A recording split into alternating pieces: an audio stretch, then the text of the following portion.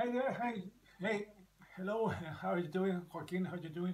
This is Christian down here in Santiago, Chile, doing my entry to your contest. First of all, congratulations.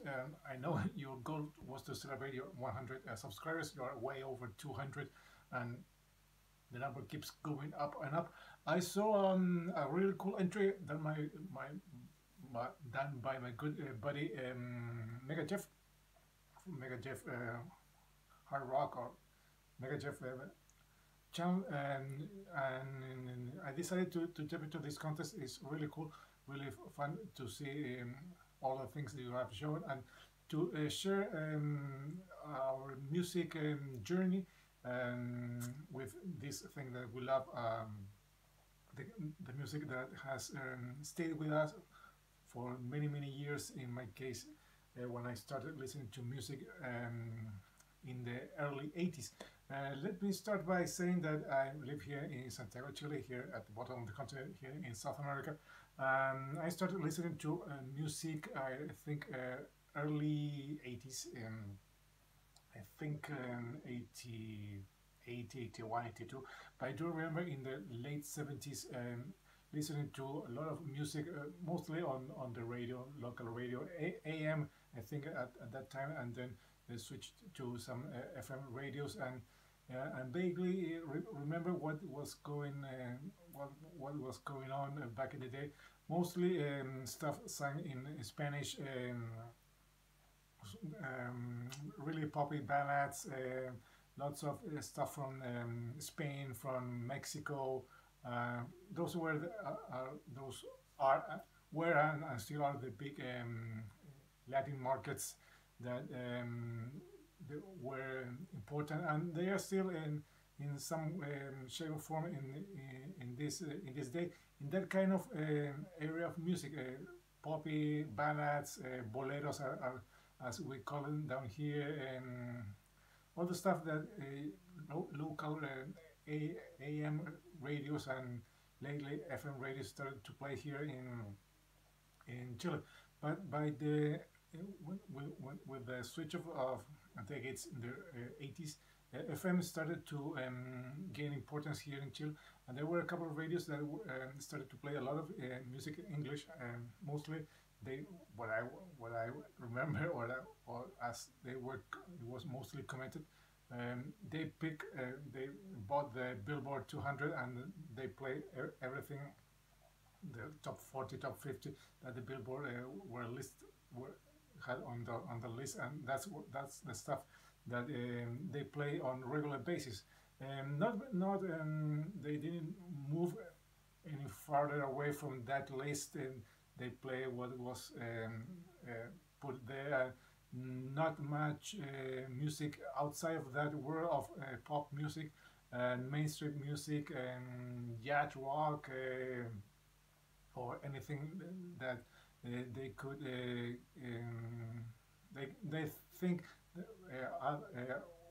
people down here will like to listen, but for some reason in the early 80s, when I was at school, I remember seeing some writings on the wall, literally guys writing some stuff on the wall and writing some stuff from something that I had no idea what was what was that meant. And remember seeing some odd names of things that lately I discovered that were band names from some other styles of music that I have never heard before. But in the early 80s, I remember vividly buying my first music product, and it was this cassette I bought. I think I can't remember if it was 82. I think it was early 82. I don't remember why I bought this, mostly because, or mainly because I recognized the opening track in this cassette. I have heard it many times on the radio, and I thought it was really cool. And this is the first thing I ever bought. I don't recall if it was with my money. I don't think so, or with my mother or my father. We were shopping around in some stores, and I ask if I can buy this cassette. This is Hollow Notes H2O. I think it is from the 82. Yes, and I remember seeing the opening track, A Man Eater. I have listened to that on the radio. I thought that was really, really cool. And this is the kind of stuff that I was listening in those early years. This poppy, new wave, synth pop, catchy things that these local radios that play mostly music in English were having on regular basis on their programs. This was the kind of music and other stuff from that era. I can't recall everything that that they were playing, but I do remember vividly when we switched schools in the mid 80s. My brother, my younger brother, he's 2 years younger than myself. He came back from school and bought and he borrowed from a friend a Dubbed cassette. I remember vividly. It was the 60 no no yes, it was a CHF 60 Sony cassette that it has on the cover here on the cover a newspaper clip of a guy with a microphone singing. I thought, oh, that thing looks cool, and he said, go ahead, play this cassette, because my friend told me it's really, really cool. We had a boombox or a deck or a cassette deck, and we put it, press play, and it was like in those comedies when you hear a heavenly sound from heavenly sound, and the earth and the sky clears, and the light shines on you. And I remember vividly hearing that song, that scream, that music, that galloping sound, and those guitars and everything. It was perfect to me. This story I have told many times, and it was the opening track from this album. This is a reissue from a couple of days, and it was Invaders. And I do remember vividly that I thought, oh my God, this is the stuff I'm going to listen for the rest of my life. I have no idea what it was all about. I recognize the name because of those writings that some other guys were having at school. But I thought, this is it. This is the kind of stuff I really like. I was really young, but something resonated with me, and I thought, and I still believe that was a magic moment for me, because since then I have never looked back, and this is the kind of stuff I listen till then, from 82, 83 till now, 2023. 40 years later, I still listen to this music. I still enjoy it. I have no problem recognizing, being proud, saying out loud. I'm saying out loud. I'm very proudly that I still love and still like heavy metal. And this, it may be cheesy, stupid, childish music to some guys, but this is the kind of music that I really love. And this one was the first one that I listened back in the day. Iron Maiden, The Number of the Beast. This one was going to appear here, yes or no. Then I started listening to, I discovered Dio. This is the last in line from back in the day. Dio came to life. Also discovered AC/DC, discovered with Back in Black. Have it back in the day. I don't know where it is or where it ended, but this is also a really good one. AC/DC, for those about to rock. I got the chance to see them live. The only time they have played here in Chile, I think, was around 96, I think so. This was a really cool one. Then I also started to discover other bands from different parts of the world. Of course, Barón Cojo from Spain, the biggest heavy metal band in the Spanish language. This is the masterpiece, in my opinion. This is Volumen Brutal. This is an awesome album. Discovered them in around 85, 86, although this one is from 1982. But they have great lyrics. They played here in Chile a couple of times, and they always deliver good shows. Unfortunately, I think they have retired by now. I'm not 100% sure, but this is one of the masterpieces in heavy metal sung in Spanish, Volumen Brutal by Barón Rojo. Then things started to move forward, and I started to discover also the glamorous side of things, if you want to put it that way. Of course, Rat and everything from Los Angeles from the 84, 85, 86. This one is, wow, this is a great stuff. I do remember this is in the All Atlantic record label. I remember watching the video for Round and Round, and I thought, wow, that's really cool. I do like the solo they had, the dual guitar they had, Warren DeMartini and the late Robin Crosby. This is awesome, a great discovery in the around 85, 86. Then it came this big album that it was kind of a disappointment, because we really like the previous one, but I have no recollection about the first two albums. But this one was really good, and I kind of like it. Although if I put it today, maybe I think no, it's not that good. It's not as good as the first three albums. Of course, I'm talking about Def Leppard and Hysteria. This is a very old Argentinian pressing. This is with a very flimsy cover, but it's on a single disc. But it still plays good. This is fun stuff.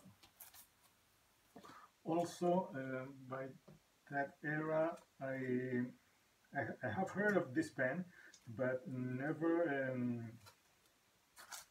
got the chance to see them live in their heydays. They came in the mid 80s here, and they opened a new door for me and for my brother. Of course, I'm talking about Metallica and Ride the Line. This is the album that I listened from them first time, and hearing Fight Fire was Fire was another magic moment, because I have never heard anything so heavy, so angry, so mean. In was this in 84? I think I listened to this one in 84, and this also it was really awesome album. Then I went back also and discovered this band that, of course, I have heard things before, but I wasn't aware of their trajectory, of their catalog, of their discography. With this one, Van Halen, 1984, and then I went back. I went back and listened to the previous stuff, Van Halen 2, and also Fair Warning, great stuff.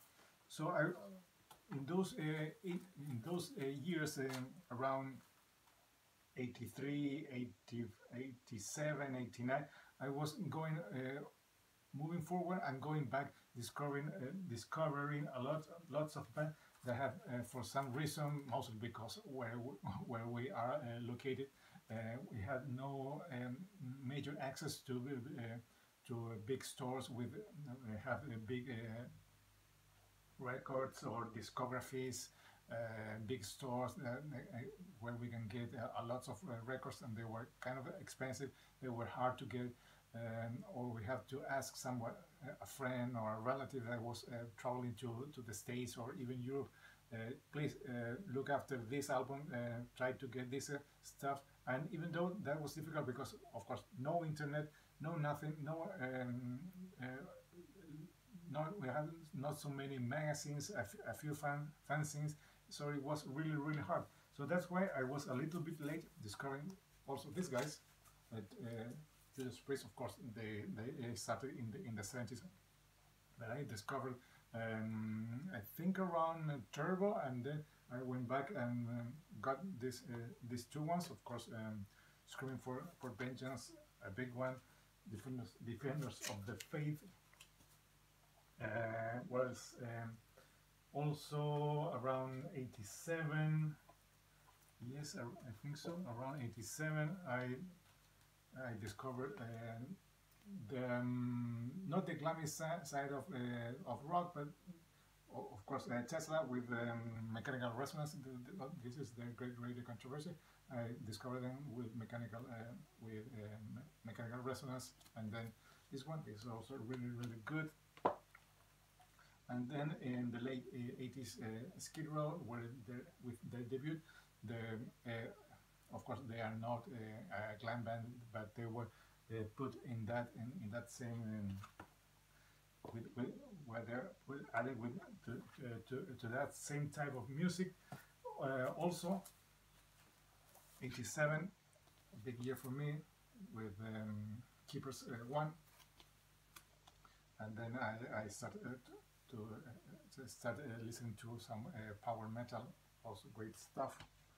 And then I went back and discovered the classics, Deep Purple and Sabbath, because in the mid 80s they were practically unknown bands. At least for us, we had some ideas of the history of the trajectory, but they were practically not active during the mid 80s. Then moving forward to the 90s, things started to change. Of course, alternative music start to appear. This is Primus, a band I really enjoy very much. The debut of Pearl Jam was a really good one. Alice in Chains, this is the Facelift. Soundgarden, great stuff.